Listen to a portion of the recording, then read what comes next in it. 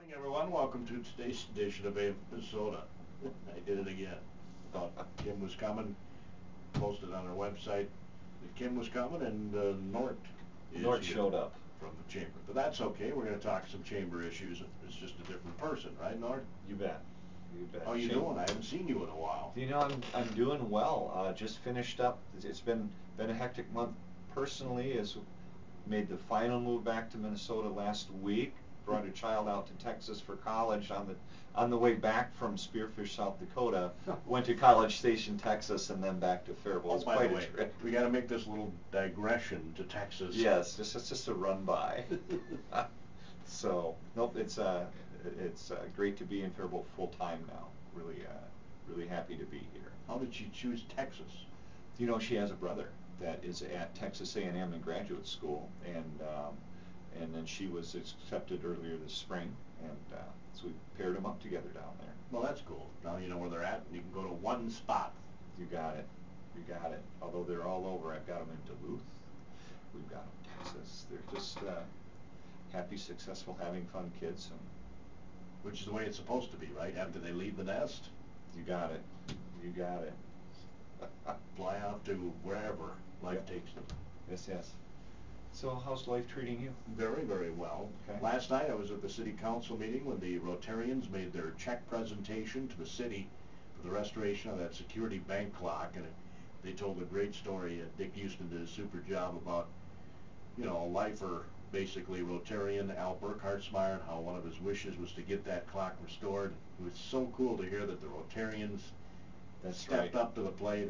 Isn't it something? You know, I had the pleasure to be at the final fundraising event downtown. They had it at the Cheesecake, and you know, that group managed to raise over $10,000 in one night in order to get this buttoned out.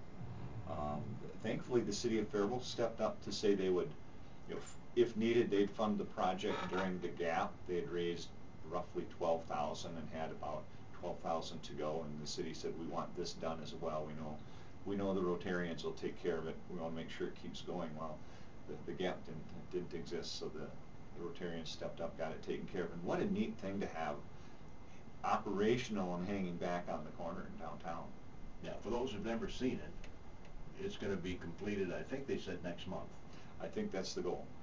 They've done, we saw, our Main Street design group saw some of the proofs for the pieces of stained glass that are being replaced and the dial face. Very historically restored to the colors and things, with of course a couple little upgrades, which you should always try to do. You know how old that clock is? No, how old is it? I don't know. Oh, okay. I thought it was a riddle. I don't. It's older than me. I know that. It's older than myself as well. But it's definitely something that you see in a lot of the historic pictures of Main Street. And there it is. In a lot of towns. That's right. They had the big, big clock downtown. We didn't have our iPhones to check the time all the time. So. Well, it's kind of a pain. You got to swipe the. That's right. That's right. So it's pretty neat. You know, they've made provisions for the permanency of the clock with regard to who's managing maintenance, who's managing utilities and everything. So it's done well, whole project. But that was really neat. It was neat to see the presentation to Officer Johns, who had saved a life out on the interstate. He received a life-saving award, Ben Johns, from Chief Andy Bowman. That's pretty cool to know that we have people like that working in our community, isn't it? You know, these folks in uniform, they step up to the plate every single day that they show up at work. There's not all of us who, you know, in this day and age, if you've got a uniform and a badge, you kind of have a target as well. And the idea that they're coming to work and taking care of our safety, I'm pretty appreciative of that myself. I did want to touch on summer tourism because that is, part of your job. At Explore Minnesota Director, they had a survey released this week. We'll talk about that when AM Minnesota continues, and we'll touch on the Community Vision event that was held yesterday at the KC's. We got all kinds of things we can talk about with Nort this morning on AM Minnesota. Johnson's with us. He is the Community Marketing Director. Marketing Director for the City of Faribault. I do work for the City of Faribault, the Main Street program. technically employed by the Faribault Area Chamber of Commerce and Tourism, and not technically, genuinely employed by them. You're wearing their shirt. Right. Yes, I am. It's very nice. Fancy I like blue golf shirt today. I like that. Thank you. I like that look. The KDHL looks well on you. Well, this is kind Mighty of 920. but there it is in all its glory. This is Falcon Green. Awesome. Well, it Yes, used to oh, be. we do have a little online presence. Don't we, here? They've changed They can't see us. They've changed the colors since I got this. Okay. Very good. Very good. So, yeah, the Chamber of Commerce and Tourism manages contributes dollars to and manages the Main Street program, and then also manages the tourism marketing dollars, and those are the two items that are my main duties. What's the latest in Main Street? On Main Street, we've got a ceremony taking place on the 18th. That's a week from tonight, isn't it? During Heritage Days, to place that restored tilt-a-whirl car that was done by American Restoration, and it'll be unveiled. It's a corner at Burkittsmeyer Shoes, 3 o'clock. Mayor will be on hand. So it's before the mayor's reception. Correct, before the mayor's reception. I just got my invite to the mayor's reception. I got mine yesterday too. I thought that was pretty nice. It is open to the public though. I know it's hard to believe, but I do get invited to the mayor's reception. Are you on the want to or the have to list, you suppose? I don't know. I probably am on the have to list. Either way, it's good, and it is open to the public. Yes, well, mayor's reception should be. Yeah, but the ceremony is going to be at 3 o'clock, and we have some special guests coming. Rick and Kelly Dale from American Restoration are going to stop in town to help us celebrate the unveiling of that car. It should be quite a bit of fun. I'm really looking forward to having them here. Yeah, I'm trying to get them on this show here before that day. I'll help you make the connection. See if we can, for a few minutes anyway. They don't have to be on the whole show. Right. That would. I would think they would be a lot of fun. It'd be a lot of fun. They're going to spend a little time looking around. My hope is maybe they'll find another project here in Faribault or in the immediate area to help bring us a little bit more national recognition, which was that was a real treat for a town this size to be able to have national exposure. With the work of the group that put that together, with Harley's donating the car, Tammy from the Hutchinson House, and Peggy right next door here from Faribault Air really taking the lead on the fundraising and managing to get the project done. So it's good we're having them around, and I'm really excited to have that as a piece of our downtown attractions. Have you seen the car? I've seen pictures of it. I haven't seen it in person yet. Color? That is it's I guess what you would call a blended design of colors. I'll describe it as that, and you should come down and see it at 3 o'clock. Sly guy. That's sly guy. 3 o'clock on the 18th down on the corner of Burkittsmeyer's. You're sly. Try it. 3 o'clock on Wednesday. Yeah. Which is the first 18th. day we'll be giving clues for the medallion hunt too, is Wednesday. Oh, wonderful. KDHL medallion hunt. Wonderful. Yep. It'll be a lot of fun. Is that listed around here somewhere? The clues, I could at least get a head start on it? Oh, heck, the clues aren't even done yet. Oh, all right. All right, very good. Still gotta hide it. I suppose.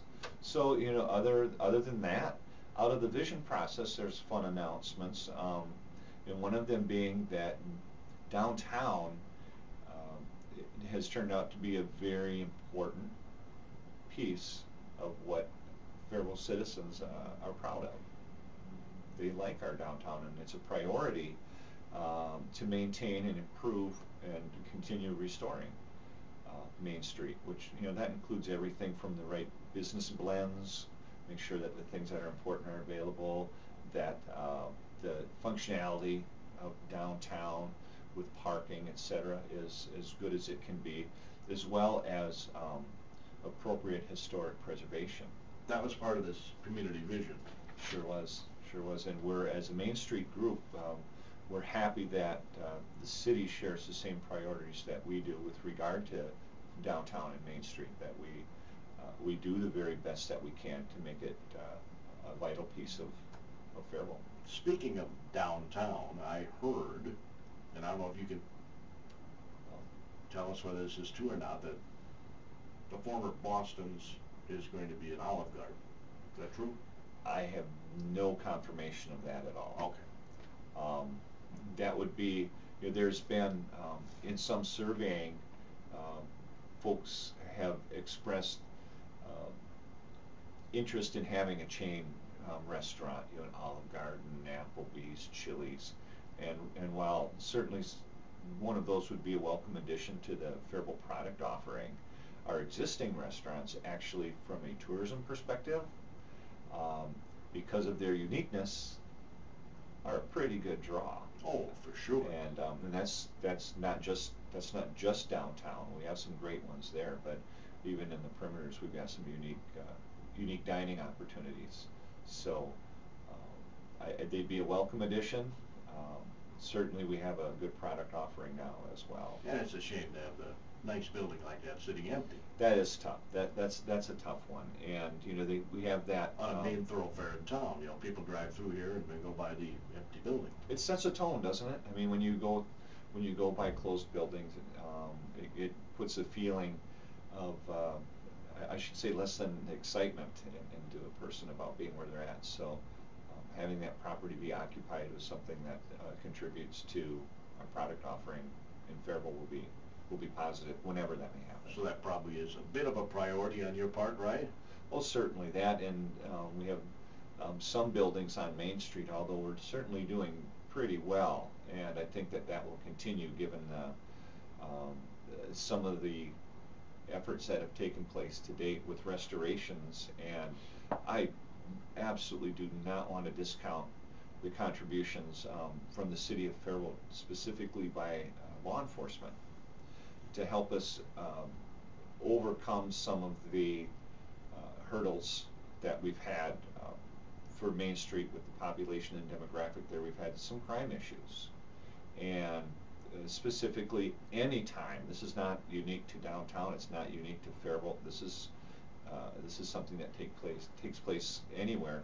When you have a concentration of lower income housing, you'll have some concentrations of some of the issues that come with that demographic, and the law enforcement, the cities took the appropriate steps with some regulation for housing, and building owners, 50 building owners and landlords have attended sessions to help them become better at what they do and help us avoid some of the issues.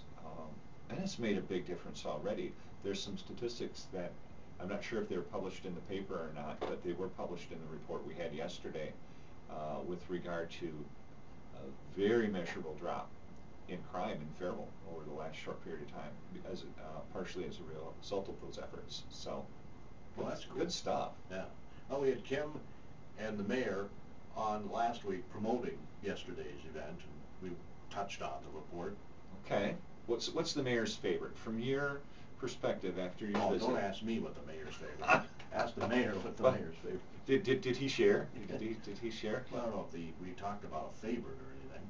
He's certainly enthusiastic about, as is the entire city council and city staff. Really, I get to spend a little time in City Hall, and there's a good feel right now.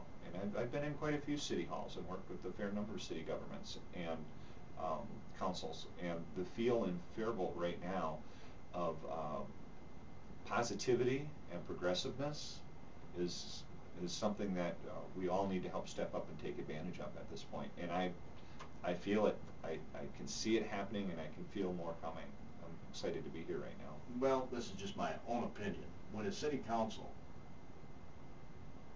acts like a city council that actually is in the community, like they're community members, as opposed to being the rulers of all, then you have a good feel at City Hall. They come to the table as participants rather than directors. That's right. I agree with you.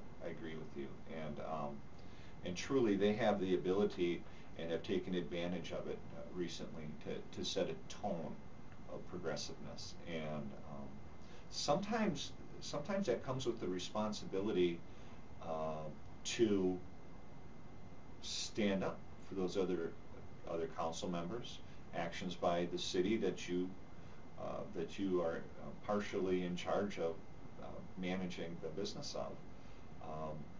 Because as standing together as a group and standing, you know, in front of one another when they need to and behind one another when they need to, they all become stronger, and all the actions that they take carry more credence. It's a good thing, and it's happening.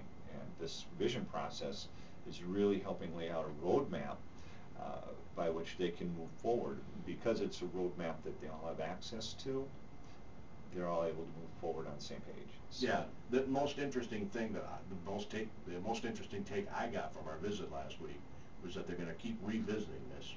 You know, it's not one of those reports that they have the report and then they visit it maybe 5 or 6 years down the road. Instead, they're going to keep looking at this every year. Which is imperative to the long-term success. I've seen in several instances where such a process, a visioning type of process takes place, and you have the rollout announcement, and yay, everything's going to be great. But you still have to do the work, right? The process is analyzing what's needed, and it begins to lay the groundwork for how that work can be done. And that's the hardest part. Exactly. Is to actually make the vision a reality. Yes, sir. Yes, sir.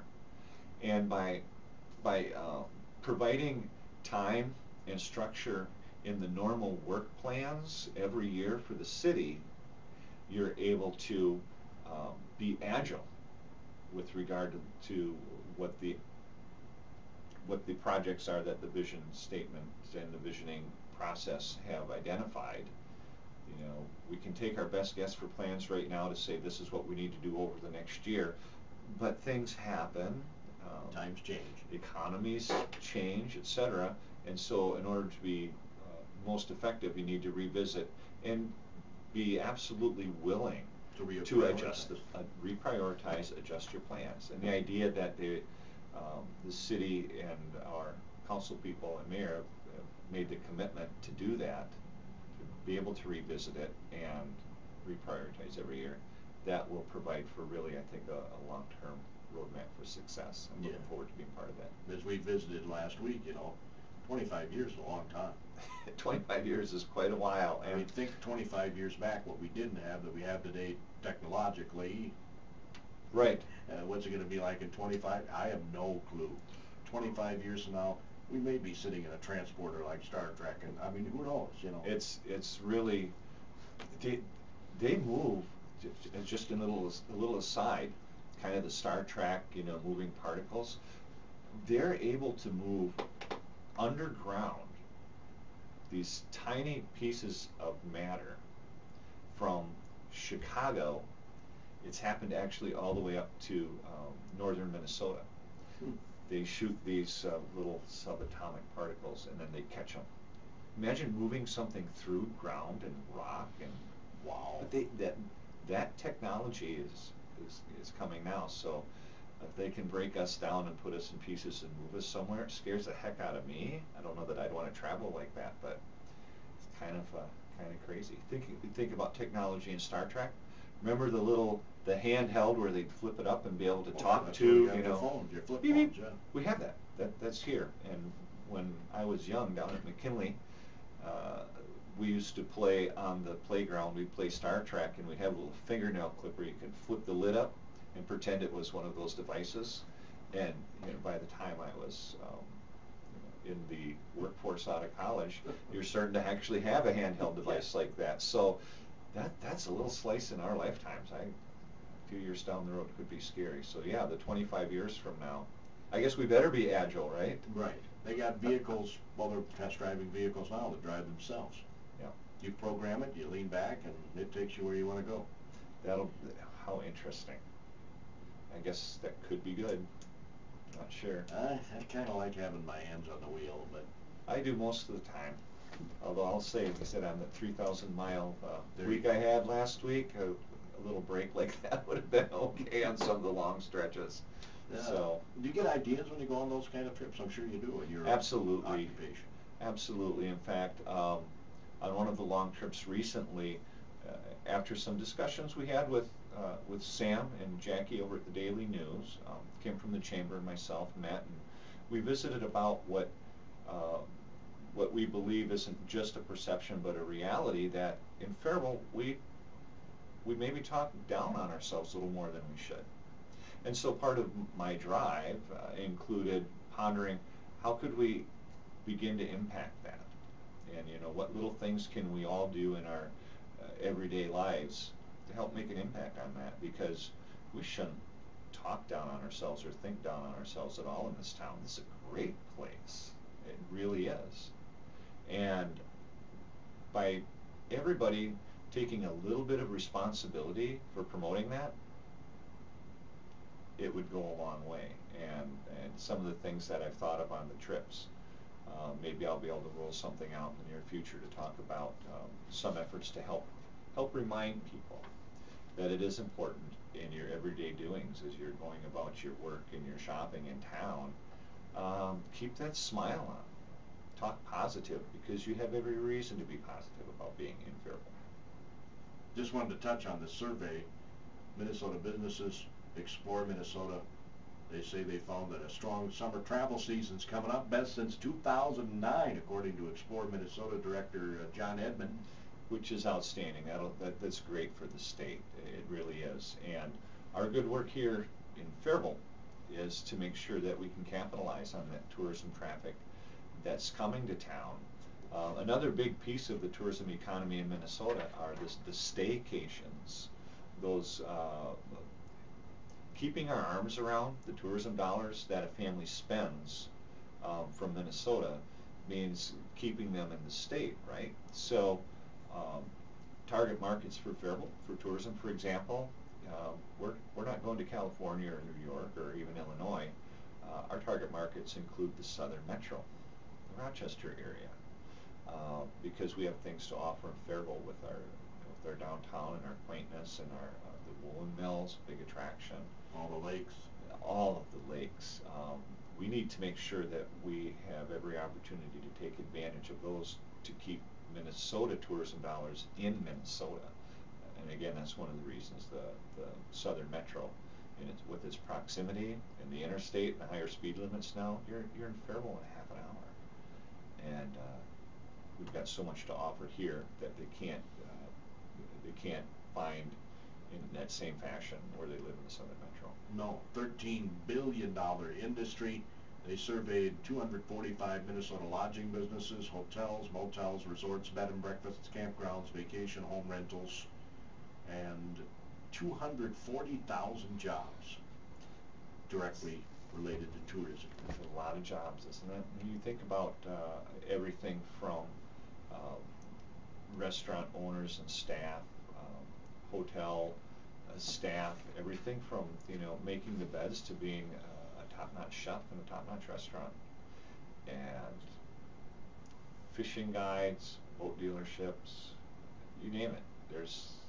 Everybody benefits from this tourism piece, and even those businesses, and this is an important note, even those businesses that are not directly related to tourism, for example, maybe banking or utilities or attorneys, insurance, they also benefit from tourism secondarily because of the money spent here pumps more money into the economy as, let's just say, for example, a fishing guide buys a new boat or an additional boat, needs to insure it. Guess where that money goes? Goes to that insurance agent. Guess where he bought the boat? At the boat dealership. Where's he getting the additional gas? The gas station in town. Where are his clients, his or her clients, getting their food? They're eating at the local restaurants. So buying their tackle and their, all exactly right. So it's truly, tourism is truly economic development in a very pure form. We're actually bringing dollars from outside of our economic zone and being deposited right here to be recycled locally. So it's good work to be promoting that.